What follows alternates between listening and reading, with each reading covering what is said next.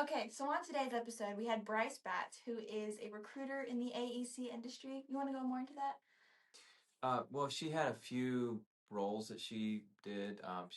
She co-founder and chief matchmaker at Career Collective AEC, staffing, and also certified career coach at Bryce Batts Career Coach.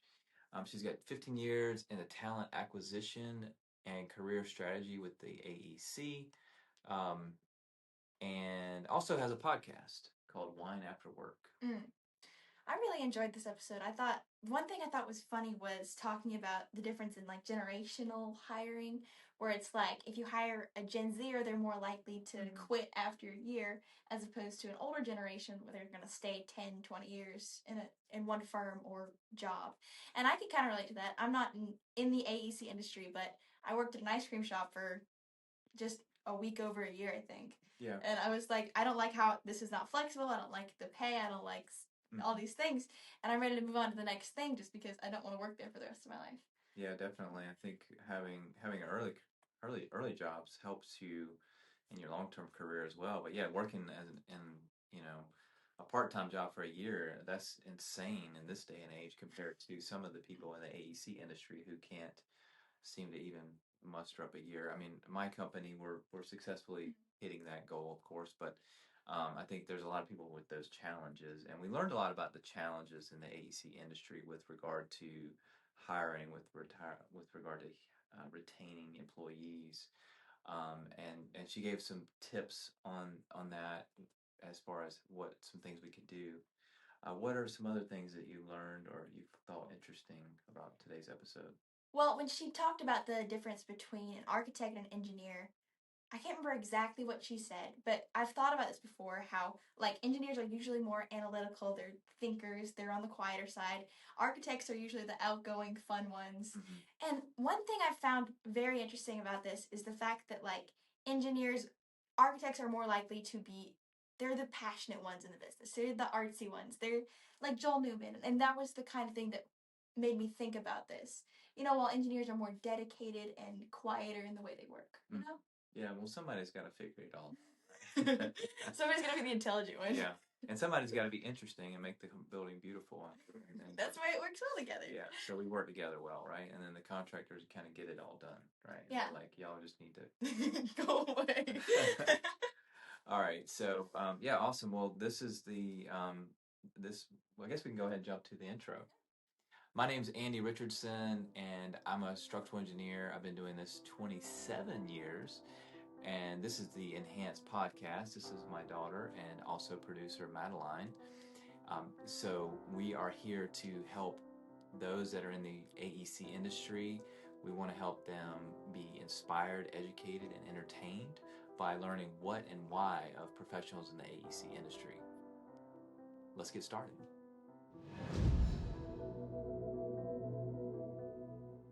Welcome to Enhance, an AEC podcast where we learn the why behind AEC professionals so that you can learn your why. Well, hey, Bryce, it's good to have you today. Welcome to the Enhanced Podcast. Thanks so much for having me. I'm so excited to be here. Definitely. And this is the first time we've met you. So why don't you just start me out, get me up to speed with what you're all about and what we're talking about today. Well, on the personal side, I'm a mom to 2 girls, been married for 20 years. And funny enough, my husband is in the AEC industry. So I've been in the industry for, almost 20 years now. I co-founded Career Collective. We're an AEC staffing firm. We do direct hire, permanent placement nationwide. I also consult with clients who are looking to streamline and really overhaul their hiring processes. They need help attracting talent, retaining talent. And then I'm also a podcaster. I host Women in AEC, Wine After Work, and I have a book coming out in October called The Career Architect. Okay, awesome. Well, you have a lot going on. What's the most, can you highlight maybe one or two of your shows recently that have been interesting? Yeah. So I highlight this chapter in the book with Alice Draper. She's a writer and she talks about gamifying rejection. And I thought that was really cool because in sales or in business, also, you get so many no's. So it's like, how can you take the no's and receive them gracefully and keep going until you get a yes? So I just really loved her perspective on gamifying rejection, because anytime you put yourself out there, there's going to be rejection that comes along with it. Yeah, I love that. Yeah, And then that's really another cool. episode that was really great was Jim Riney from Freeze and Nichols, and what he's done for the team there. You know, they've been in business for so long, and they're consistently and constantly growing, opening new offices, hiring people, and they did it for a really long time with no TA team. So he and I got to know each other on LinkedIn. I started liking his post, he started liking mine, and he does something called AEC chats on Fridays, just I think with other TA people in the industry. And I asked him, well, instead of hosting a chat, would you be on my podcast? And he said yes. And it was a great conversation just about what's needed in talent acquisition. You know, I think they're one of the top firms with their intern program that they have. And it's just really cool to see what he's done in the way of creating a TA team and what they've been able to do since then. Yeah. Okay. What were some of the findings from that particular show that you did? And what was the gentleman's name again? Jim Riney from Jim Freeze and Riney. Yep. Nichols. Was there Yeah, so anything he's interesting in that? yeah, he's in Texas. There's several interesting things, and probably stuff you know as well. You know, always be building your pipeline. I think you always have to be talking to people, because you know they might not be interested in making a move today, but maybe 6 months from now they they're ready to make a change, and you know you've stayed in contact with them. He talks a lot about acquisitions too, and you know some people have acquisition fatigue. We see it happening with so many AEC firms now, and just how to navigate that. You know, you may find it's still a great fit for you, but if you don't, you know, how to look for a new position. He did talk about their internship program a little bit. You know, obviously, AEC, the talent market is so tight, and we need more people going to school for engineering and architecture. And so it's like, how do we get students to, you know, get AEC on their radar and then stay in AEC? Because now we're finding a lot of, especially mechanical and electrical engineers, have so many options. You know, they end up working for Tesla or Amazon. And on a recent call with LinkedIn, we saw even that when candidates are applying to roles with our clients, as soon as they do that, they're also applying to Amazon. So I found that really interesting. I mean, they've got options, and we know AEC is typically not the highest paying industry. They can go work for a Tesla or an Amazon and make more money. Yeah. Wow. So And there are that lots of explains. competitors out there. Yeah, I mean that explains to me.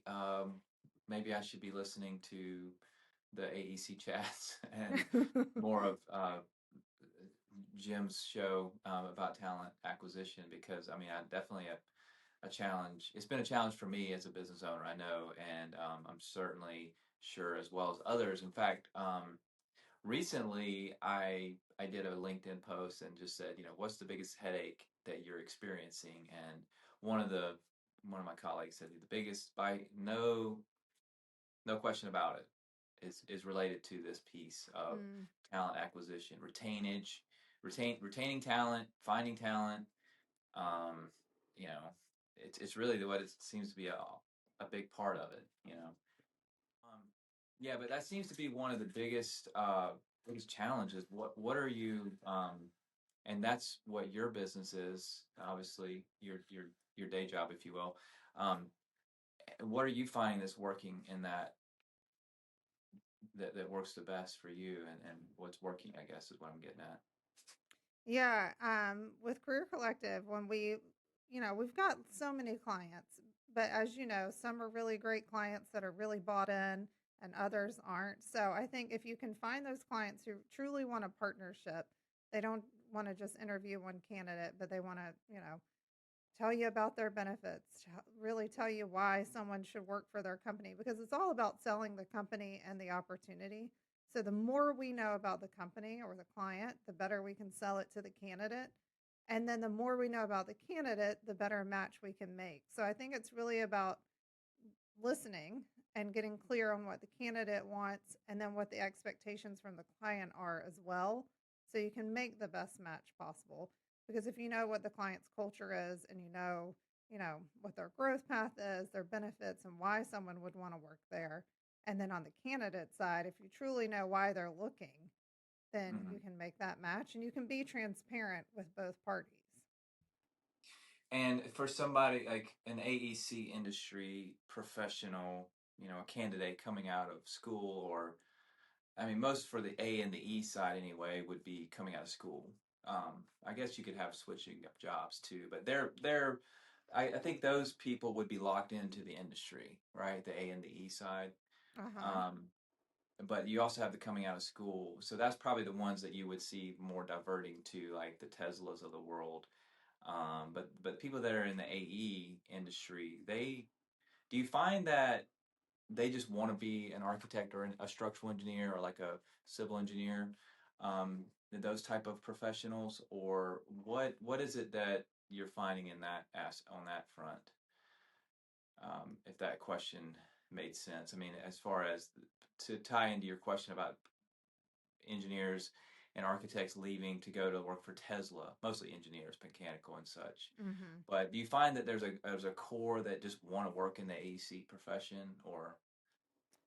I think there's some people who definitely love the built environment and want to stay in that. But then I also see those mid-level professionals who are getting burnt out. And those are the ones that are then pivoting to Tesla or Amazon or somewhere like that, or even architects who are pivoting out of the industry into tech or something else because what they feel like what they're doing is not sustainable. The hours they're putting in, they're just burnt out, or they're not getting the pay they want. So I think it on both sides, you've got to have better communication. You got to set better boundaries and start having those conversations a lot sooner before you reach the burnout point or before Mhm. you reach, the point of no return. Right, right. Is there anything? Is it just the money? Is that what's driving the mechanicals and things to go over, I mean, it's or? definitely a part of it. But I think after COVID, we saw so many AEC firms say, okay, you can be remote or you can be hybrid. And now they want them all back in the office. Whereas, Amazon and some of these other places are saying, yeah, you can be remote and we're okay with that. So money is always a driver, but I think it's flexibility too. Yeah, yeah. So if you're willing to have a remote company, it's more more palatable. Mm-hmm. And Yeah. that's what we're finding. I mean, we're a remote company, but there are definitely pros and cons. I mean, the communication is harder. Yeah. You have to be very diligent with the communication and the teamwork piece to really have that connectivity, that collaboration. That's my finding anyway. No, I Um, definitely agree. And then I know, it's a very collaborative industry and you have to be able to do that. So I'm curious how you do that remotely, how your people collaborate well. well, I mean, we don't have it all figured out. That's one thing. But we do some things well, and and we're still trying to figure out a lot. I mean, I think definitely having technology is a big help. You know, these Mm-hmm. technologies we have with Google Meet and Slack. We use a good project management system to make sure people know exactly what the next job up is. You know, kind of like an Uber ticket mentality. You know, okay, what's the next task? What's the next job? Project management is really important, but project management is really important no matter what. You know, Yeah. Yeah. whether you're in office or out of office. You know, but um, that's some of the things we're finding, and communication, project management, communication. So that's what project management really boils down to, is just Yeah. communication, which is what you were saying a minute ago about the hiring. But Yeah. I think there's just so much broken. I think there's a lot broken with our industry, frankly. And I don't know that it's new, right? Right. But I think the post-COVID has maybe magnified certain aspects of it. Mm-hmm. And that's what I think is pushing these professionals away from it. Is like they like the built environment perhaps, but they don't like it that much. I mean, do you think Right. that's do you agree with that? I do agree. Yeah. I mean, they may like it, but is it worth their well-being? You know, Yeah. if they're having to drive an hour each day, each way, and it depends on the city that you're in and where you live, geographically, because obviously, New York is not the same as Raleigh or Florida. Each city has its different pros and cons as well. But yeah, that is what I'm seeing. Awesome. So AEC industry, you weren't really you didn't start out in the AEC industry. What brought you over to this? Your husband, was it something else that kind of brought you Yeah. into that? So I went to NC State, and so did he. And then after school, we both moved to South Florida. He got a great job with a design firm in Fort Lauderdale that did a lot of resort design. And I went to school for business and was trying to decide what I wanted to do. I, I did a couple different things after college, but went back to get my MBA and met a friend there who was doing AEC recruiting. And she said, I think you'll really like this. It's sales, but it's not because you're matching people in jobs. And this is what, then at the time he was my boyfriend, she's like, this is what he does. This will be great. So I was like, I'll give it a shot. And I did really enjoy it. I loved it. And it's what I've been doing ever since. Awesome. So you've helped 800 people find their dream jobs. This is according to your profile, I suppose. You kind of alluded to this a little bit ago, but what's the secret to finding that perfect match? Yeah, I think it comes down to listening. It's not just what's on the resume, but it's reading between the lines. We talk to so many people, and people will give a generic answer like, I'm looking for growth. Okay, well, what does that mean? What kind of growth? When? Where? So it's really, digging down deep and figuring out what their values are, what their goals maybe outside of work are, what makes them feel alive professionally, and then pairing it with a company that really needs someone like that. And as I said earlier, some companies will just give you a job description and say, go find me somebody. But we need to know more about the company. We need to know what their team dynamics are and the culture, and that's where the magic happens when both sides feel seen and heard and are excited about one another. I'd say a lot of times it's like dating. The timing has to be right. They both have to like each other and see the pros and the perks of working with one another. And so I want to go into your book a little bit that Okay. you said this is a hard copy book or just an ebook or Yeah, hard copy book. It'll be published. Launch date is tentatively scheduled for October 1st. So you're one of the first that I'm talking to about the book, which is exciting. okay, Yeah, awesome. And it's called The Career Architect. it So is. tell me a little bit about that. Yeah, I've had so many amazing women on my podcast, and I find there's so many similarities in that, maybe they felt like they were going up their career ladder, but the ladder was leaning on the wrong wall, and they didn't figure that Mm. out till much later. Or they've got this beautifully written resume and everything looks good on paper, but it doesn't feel great inside.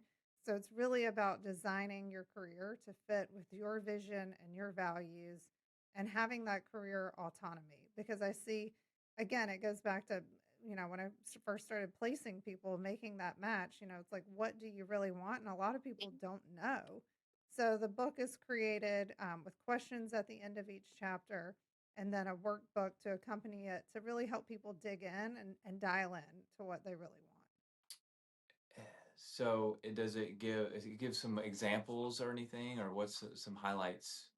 Yeah, it does. It gives some examples, some real world application, and then I bring into the to different chapters of the book conversations I had on the podcast. So I think it's really for those high achievers who are asking, is this all there is? It's for someone who's really craving more purpose. It's for the professional who wants to stop drifting and start really designing their career. I think it really resonates with women in male dominated industries and those mid career professionals who feel like they're at a crossroads And honestly, anyone who's navigating burnout or, wanting to reinvent themselves and maybe they don't want to quit their job. And I don't think they have to do that. It's just about speaking up and asking for what you want and maybe setting some of those boundaries. Yeah. Okay. And what is unique about a woman in the AEC profession, or particularly architect side, that is challenging? Yeah, I think it could be a woman in architecture, engineering, or really any male dominated industry. I think what you'll see is, there's still a lot of guilt women carry when they're working outside the home, or, they enjoy working and that's what they want to do. They've got that guilt. They're still carrying a lot of the mental load. So even if they have an amazing spouse, they're still probably taking the kids to school. They're still dealing with everyone's schedule and trying to keep track of it. Sports plus school plus working. And then if the kids get sick, a lot of times it, still falls on the woman. So it's, how do you get your job done and show up for work and be successful, but then also show up at home the way you need to and not feel pulled, in two different directions at all times. Yeah, what's the answer to that? Like, how do you? Oh, oh, the $1 million question. I think it starts with having those honest conversations and knowing what your values are. I know I'm someone who really craves flexibility. When we started Career Collective, we set flex hours 7 to 4 or 8 to 5 or 9 to 6, mainly because I knew I needed to drop my kids off and be able to pick them up after school. We also offer a hybrid schedule, again, because having 2 days at home where I can pick them up um, makes my life easier. It's better for our family. So I think putting things like that in place, we offer paternity leave. So I think companies that can offer maternity and paternity leave, that's really helpful. We have unlimited PTO. So I try to keep all those things in mind when we started Career Collective, because to be successful in any workplace, you've got to have flexibility, I believe, especially as a working parent, mom or dad. Yeah. How does unlimited PTO work It's exactly? at management's discretion. And I mean, recruiters know that they're kind of always on. People are going to call you at night, email you at night. So that's where you've really got to set those boundaries. Like, okay, this is when I eat dinner. So maybe I'm not going to take calls then, but maybe I'll check my email for 10 minutes after dinner. Um, so setting boundaries like that. But I can say before we opened Career Collective 3.5 years ago, I had 2 kids while recruiting, and they know I would answer calls in the car with clients. I'm like, okay, kids, be quiet. So and so's calling, and they knew the drill because they knew I was working. And I think that's good for your kids to see. Okay, so yeah, I mean, we've talked a lot about balance and the career architect. It sounds like an exciting book. What was it that really got you to think I need to write this book and get this out there for the public and for these architects? Yeah, I've been coaching people for the last 5 years, and I just see so many similarities. Yeah, there's still not a one size fits all formula. So I think it's about custom designing your career and being really intentional. And that's why I wanted to get this book out there. As I mentioned, there's questions and a workbook, so it helps you really think through what you want, because no one's going to come to you and just give you permission. You already have everything you need to build the career that works for you, and not just one that looks good from the outside, but one that really aligns with what you want. So those reflection exercises and the journal prompts and those real world strategies and stories, I think, are what brings it home for people. Yeah. So what is it about journaling that you think is so effective? I think same as talking it out, when you start talking to a therapist or a coach, you will start having these insights. And I think it's the same if you can find a quiet place to journal or write things down, things will come up for you when you give yourself the space to really think and dream. Um, so I think that's always really helpful. Yeah. Is there any journaling prompts that you think have been significant in your career or in some of your clients' careers? For me personally, there's a 5-minute journal on Amazon that I use. It's a gratitude journal, but it asks a couple of questions. Trying to think of the layout right now. It's 3 questions that I answer in the morning and then set an intention for the day. And then it's like 3 questions and another reflection at night. And I feel like that's really helpful because I think we can always find gratitude or a ray of sunshine in our day, no matter if it's the most mundane or, stressful day. There's always some sort of highlight, something good going on. And so I try to focus on the good parts and be grateful for those. Yeah, I mean, sometimes it's like I don't really have anything good, but then when you really dig in and like, Yeah. you think, okay, there's got to be something positive happening, and Right. well, hey, I'm still sucking wind. That's good. Exactly. And when you start really saying, there's a lot of good things. Hey, I have a job. It's Yeah. causing stress today, but I have a job. It's bringing an income. We've made progress, Yep. and maybe I'm not where I want to be, but we focus so much on, the idea of where we're not and not where we've been, the gap versus Yeah. the gain Oh, that's idea. what I was just thinking of. I read And that book earlier this year. So I good. haven't read it yet, but Okay, it's I know good. Well, it's exactly what you're talking about. Yeah, like we focus on the gap all the time instead of these gains we're making along the way. And it's like our mind is programmed to focus on the gap, yeah. especially as entrepreneurs. So that's great that you're encouraging people to have those times for journals. I mean, I imagine one of the biggest challenges is just creating that time, which obviously is a priority, as a decision.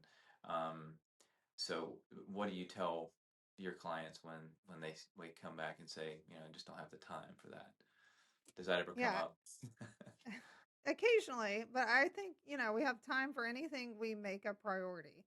And Mm, this is a 5-minute journal. So literally takes 2 minutes in the morning, 2 minutes at night. So not even 5 minutes. Um, so I feel like anyone can carve that out.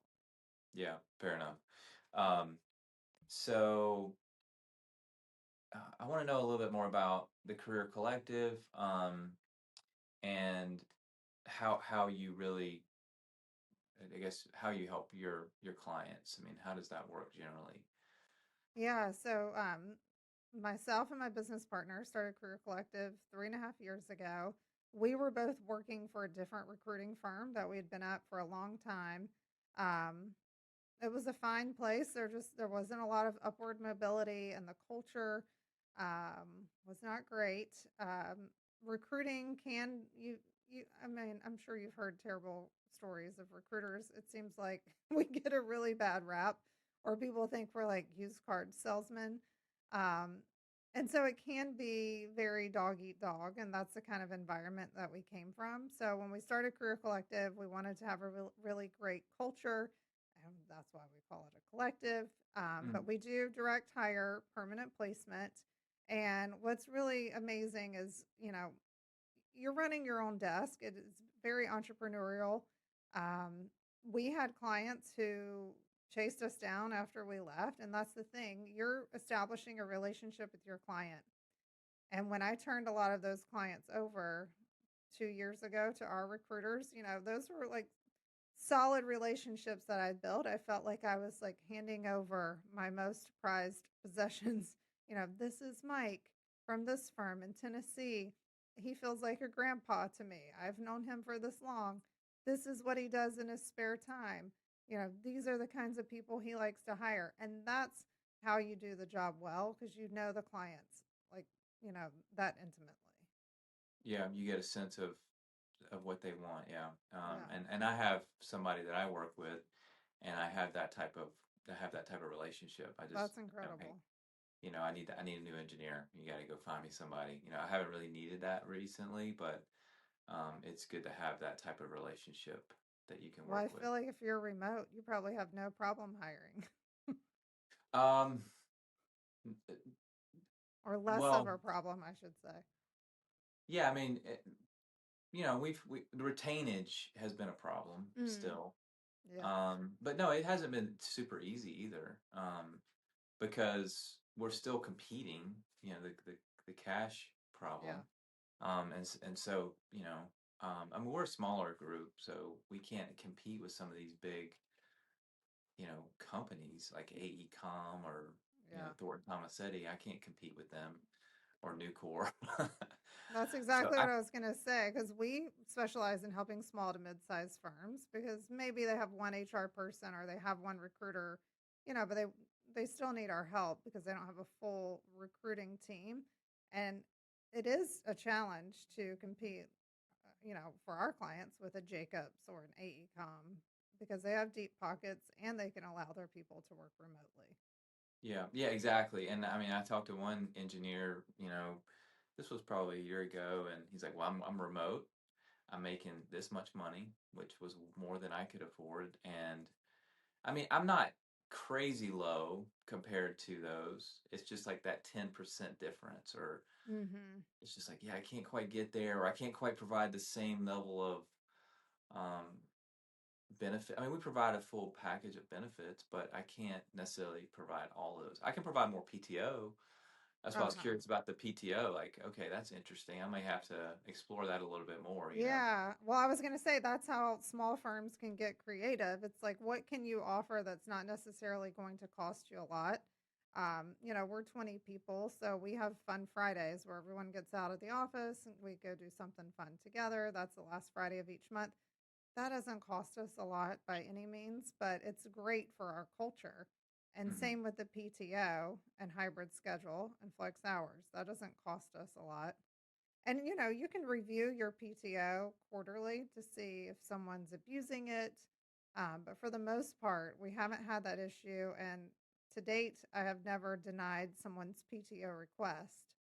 Um, and we have, because as long as you're still producing and getting the job done, I don't care if you want to spend 3 weeks in Europe and then, you know, take Yeah. another 3 weeks at the end of the year. That's fine if you're getting the job done. Yeah. Okay. So you have to submit it, and it's like, yeah, we're still above board as a That's company. right. We're still tracking it. We know Um, what's going on, but yeah, take fair what enough. you need. Now, is your company, is it remote? Is it in person? We're in person but hybrid, so we have Wednesdays and Fridays from home.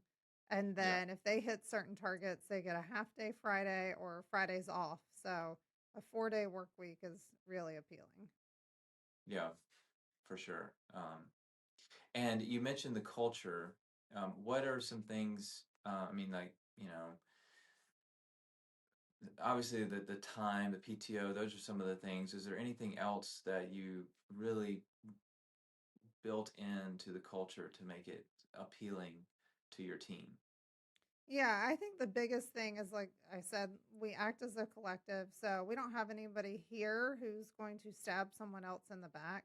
We have SOPs in place if they have questions about candidate or client ownership. But for the most part, I think everyone understands, there's always, they're leading with good intent and beyond and willing to work together. There's very few issues that have to be that have come to management to be addressed because they're able to work it out on their own. And then, of course, the benefits, the fun Fridays. We have a President's Club trip we do once a year, a holiday party in Pinehurst once a year, and we fly people from Tampa in. They all bring a plus one. So we're doing fun things, but I know culture is more than a pizza party. It's more than snacks in the office. It's really how everyone gets along. And I think everyone here is friendly. Some of them hang out outside of the office. And so I think that's pretty cool to see them supporting one another, even outside of work. Yeah, exactly. I mean, I think that's so important that they like each other. Yeah. Yeah. We And they spend a like lot what of time together. I think the SOP is a strong point. If you know what you're supposed to do, if the work is understood, and you like the work, you're going to want to do the work. I think it ties back to our original point that we were going into, which is the headaches in our industry. Yeah. I think that type of thing would help companies in the AEC industry. Do you agree that that type of thing would help um, companies run better and therefore keep employees? Yeah, I do. I think it's companies laying out what their non-negotiables are, but then being willing to listen, whether it's quarterly surveys from the team or one-on-ones, like really take in what they're telling you and be willing to make changes based on that. Because things change over time. We saw a big shift after COVID. We're seeing now a big shift in what Gen Z wants and what Gen X wants. They don't work the same and they don't want the same things. I was always money motivated and competitive, and that's what made me a great recruiter. But we have people here who they're just competitive. The money is like it's great, but that's not what they're motivated by. And then we have people who are motivated by the money. It's all different things for different people. So it's tapping into what those motivations are and making sure you're using that to motivate them. Yeah, that's very true. And I mean, you're seeing it probably on both sides of but I would think probably more on the candidate side that you're having to deal with this aspect, right? Of what is motivating the candidates and Yeah, for what sure. would you say what are things that we should be looking for On the as can employers? Like, yeah, Yeah, what should we be looking for? on the candidate side, why they're really looking to make a change because it will always come back to that. And that's why I say in the beginning, if they give you a fluff answer like growth, okay, well, what do you mean by that? Mm, What kind of growth are you looking for and when? And why haven't you gotten it at your current firm? What do they offer? Have you asked for it? If you get an offer from another company, are you just going to go back to your company and ask for a counter offer? If so, let's save all of us a lot of time and just go ask for the raise now and let's see if they'll give it to you rather than spinning your wheels and meeting with 5 different companies and getting multiple offers. yeah. Good. And then that's Gen Z, I guess, is what we're talking about, generally speaking, right? And is that are you finding the money is less of a motivator? Is that what you're alluding to? Yeah, I think for a lot of Gen Z, it's less of a motivator. They really want the flexibility and they want to know what your mission is and your values as a company. That is all very important to them. And they're also really impatient. So they want growth and they want it in 6 months and in a year. They're not going to put in 30 years at a firm and get, 3 promotions in their lifetimes. They're just not going to stick around for that. Yeah. And Yeah, I I mean, don't blame them. yeah, I mean, even the Gen X or my generation, yeah, we didn't stick around usually. I mean, maybe 10 years or maybe 20 years, but Hmm. not the 30 or 40 that my parents did. But certainly the Yeah. next generation is like, can you give me 6 months, please? Exactly. And we have clients who will come to us and they're like, well, I used a recruiter and they only stayed a year. And I'm like, well, how old is this person? Because that's what they do now. If they feel like they can get more money elsewhere or get more, perks and it aligns more with what they're looking to do, then that is what happens, using a Yeah. recruiter or not. So then you got to figure out how do you get them to stay and how do you retain them if they are in those younger generations. Yeah, and that just creates more disruption in the entire industry when all this is happening. And I think it's almost like they almost have to see the problems with these different companies before they realize, well, that first one I was at really was pretty good comparatively. Right. Yeah. I'll give you a case study. Like we have a candidate right now. He finally just declined this offer. Civil engineer in Atlanta. We got him an interview and an offer, making $55,000 more than he's making currently. They were also going to give him some ownership. It Wow. took him a very long time to decide, which is always a red flag. Um, so either we weren't asking the right questions or he wasn't giving us, the answers we were looking for. We try to dig in and figure out obviously it's not the money, or you would have already said yes. So he said he's looking to have a second child. So he wanted the flexibility. His current company is hybrid. This company said, we'll give you flexibility, but they don't have a policy in place, which made him nervous. They don't have a policy in writing, so he didn't like that. Then they're thinking about moving to a different part of Atlanta when they have another child. That was going to mean a longer commute for him. So that put him off to the opportunity. And he's been with his current firm 7 years, hasn't made a change. And I think, he was a little scared of changing jobs. And then when he started thinking of all these factors, $55,000 more on a $100,000 salary, it wasn't important to him enough to make the change. Wow. And you don't see that often because most people will jump for the money. But obviously for him, money was not the motivator. Yeah, interesting. Yeah, that's pretty wild. Do you still have that offer open, by the way? I'll be in touch after this. Yeah, I might switch from structural over to civil, but yeah, that I got off track with that. So yeah, I mean, I think I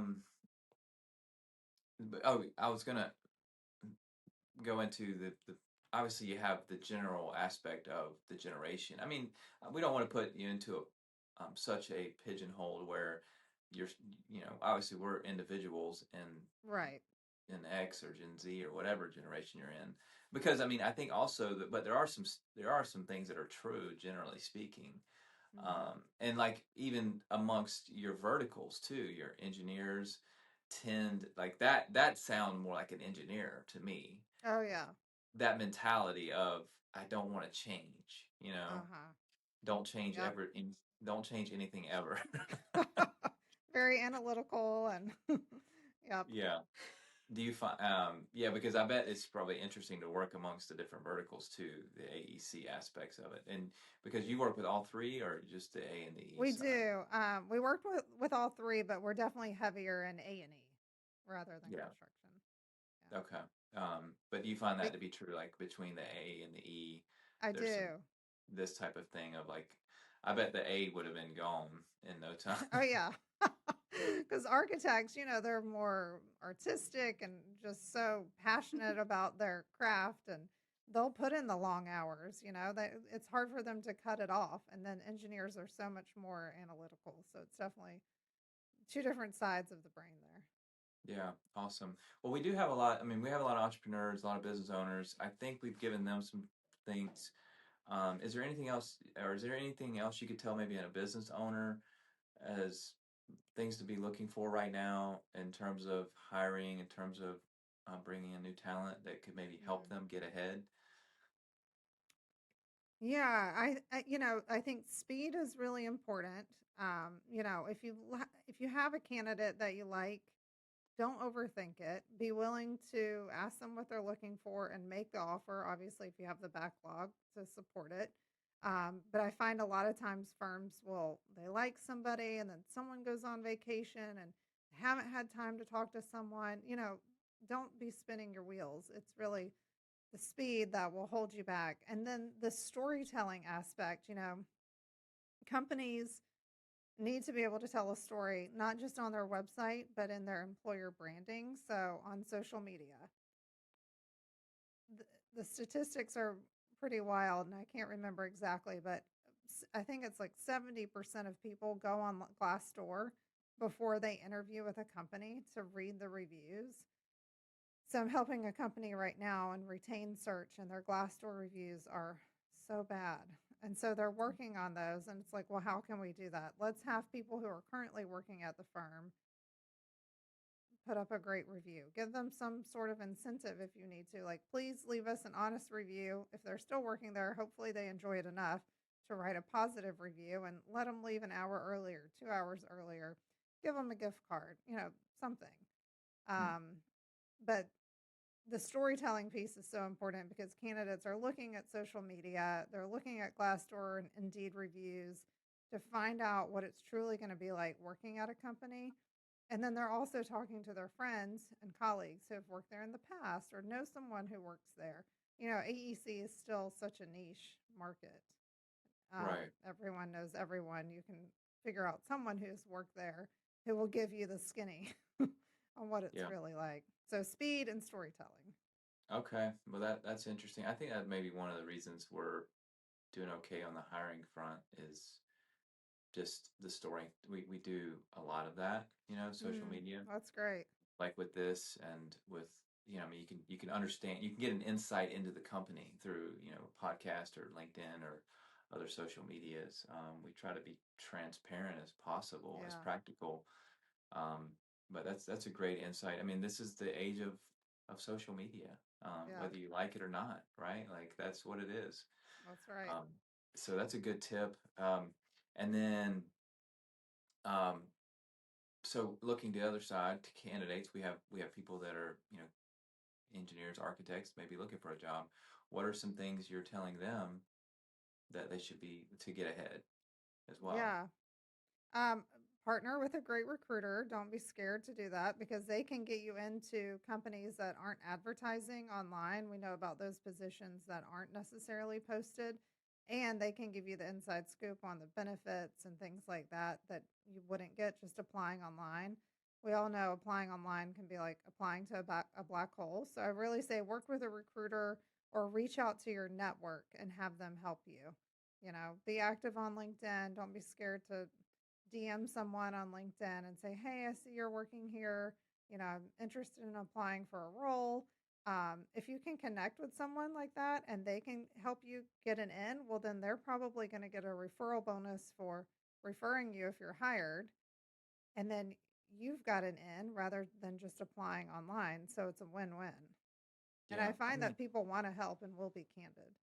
I mean, we live in exciting times. I mean, you can direct message basically the head of any company. Yeah. It's amazing.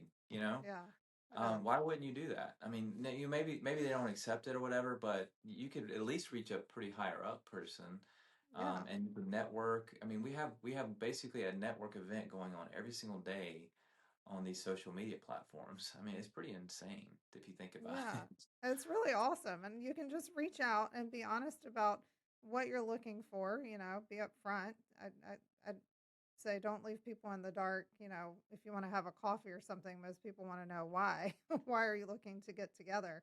But just Yeah, be, upfront about your intentions. And yeah, the world is your oyster. You can make so many connections. And the worst thing that's going to happen is someone says no or doesn't reply or ghost you, which we can all get over that. right. Yeah, I mean, exactly. So it's we started it out with the fear of no, the game, Yeah, the that's right. gamification. Can a candidate do the same type of gamification for their rejection as cold calling? So yeah, I mean that was maybe a good way to bring it back to that. Well, Bryce, was there anything you wanted to mention today that we didn't already cover, or any aspects that you wanted to hit? I will just say if you're an AEC firm that's hiring or needs even help with the hiring process, I would love to chat. And same thing if you're a candidate looking for a new job, let's connect. I'm always on LinkedIn, happy to talk to anybody there. You can DM me, I will respond. And I love meeting new people, so I will help in any way that I can.